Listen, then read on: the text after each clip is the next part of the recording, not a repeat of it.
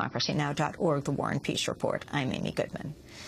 It's Mini Super Tuesday, the biggest primary day of the 2010 election cycle. All eyes are on three key Senate primary contests that have shaped up to be close battles and are seen as a bellwether for the midterm elections in November. In Pennsylvania's Democratic primary, incumbent Arlen Specter is in a tight race against Congressmember Joe Sestak. Specter's a 30-year Senate veteran and the former chair of the Judiciary Committee. He switched from Republican to Democrat last year and has the backing of President Obama, organized labor, and Pennsylvania Governor Ed Rendell. But after leading challenger Joe Sestak by as much as 20 points in April, the race is now too close to call. Sestak grabbed late momentum with a TV ad attacking Specter's Democratic Party credentials. In Arkansas, two-term Democratic incumbent Blanche Lincoln is in a close primary race against Lieutenant Governor Bill Halter. Halter's receiving the support of labor unions who are unhappy at Lincoln's decision to oppose the Employee Free Choice Act that she once co-sponsored. Lincoln also opposed a public option in the Senate health care bill. On the Republican side, the Kentucky primary to replace retiring Senator Jim Bunning pits Secretary of State Trey Grayson against political newcomer Rand Paul. Grayson has the backing of the party's top national leaders, including Kentucky's own Mitch McConnell, the Senate Minority Leader, and Dick Cheney. Rand Paul, an ophthalmologist and the son of Texas Congressmember, also Dr. Ron Paul, has the backing of Tea Party groups and Sarah Palin. Well, for more on all of this, we're joined here in our New York studio by leading pollster Nate Silver, the founder of the polling analyst site 538.com. Nate Silver called the 2008 presidential election down to the last electoral vote. We welcome you to Democracy Now! Thank you, Amy. It's great to have you with us, Nate. Okay, let's begin in Pennsylvania. Sure. I mean, you know, this is a dramatic finish I think we're having here. We have a candidate backed by every part of the Democratic establishment in Arlen Specter, but of course has not been a Democrat for very long, against Joe Sestak, where you have more enthusiasm for him from the internet and so forth. And it looks like it's coming down right to the wire. What's your prediction?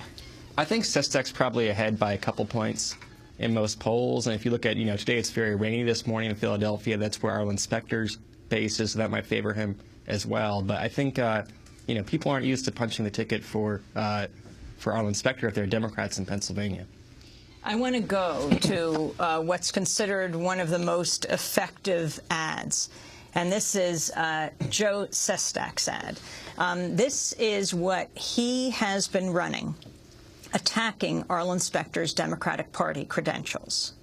I'm Joe Sestak, the Democrat. I authorize this message.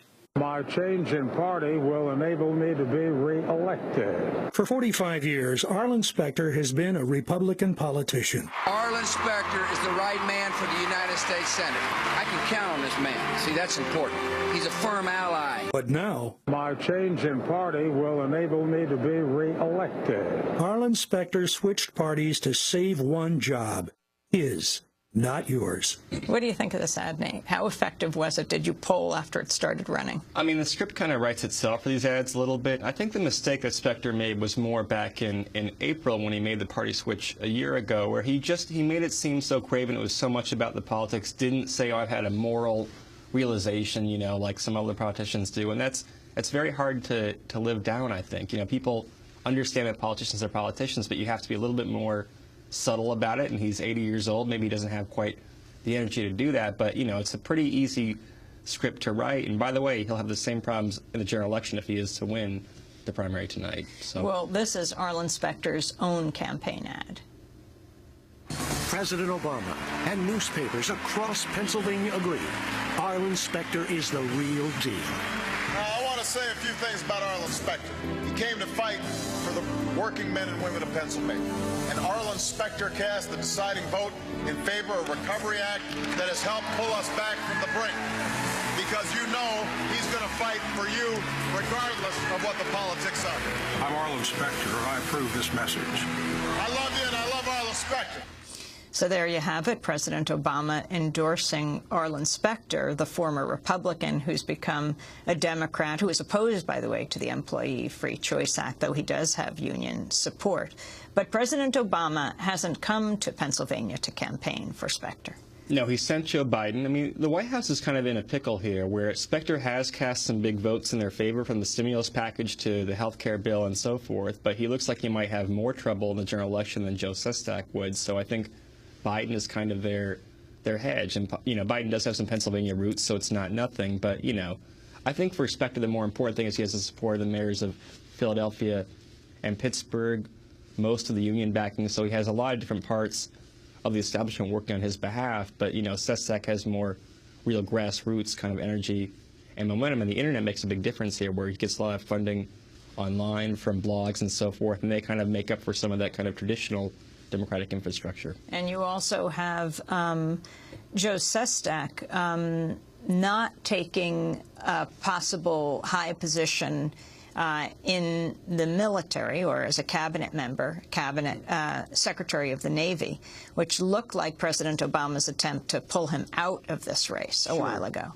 Well, you know, Sestak's a very ambitious guy. I think he's only been in the Congress for a couple of terms. But, you know, credit to him, he sensed an opportunity here. And one thing, win or lose, he's helped to push Arlen Specter further to the left. The minute that Joe Sestak announced his primary, you know, Specter's been voting with the Democrats 95+% of the time. Before that, he had been more waffling, and, of course, a Republican before that still. And so, you know, that's one of the reasons why parties like to have primary challenges, is to get people to vote in line with the party, the right way with the party, before the challenge actually comes to fruition.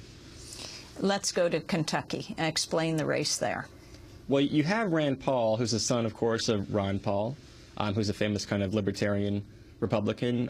Rand Paul himself is not quite as libertarian, where, you know, he's not pro-gay marriage. He's kind of ambivalent about things like, you know, drug laws and so forth. He's mostly just a, you know, conservative Republican who talks a lot about the Federal Reserve and so forth, running in Kentucky, which is, of course, a conservative state, not a libertarian state. Usually libertarian states, you think of states where they're socially liberal and fiscally conservative. Kentucky traditionally is kind of the opposite, where they're very socially conservative.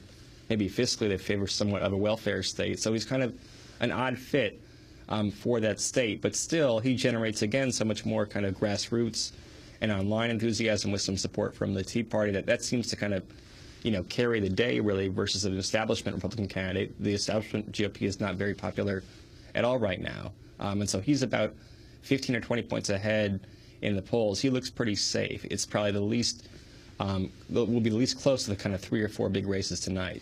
Explain, though, well, first of all, who Secretary of State Trey Grayson is, the Kentucky Secretary of State. Well, he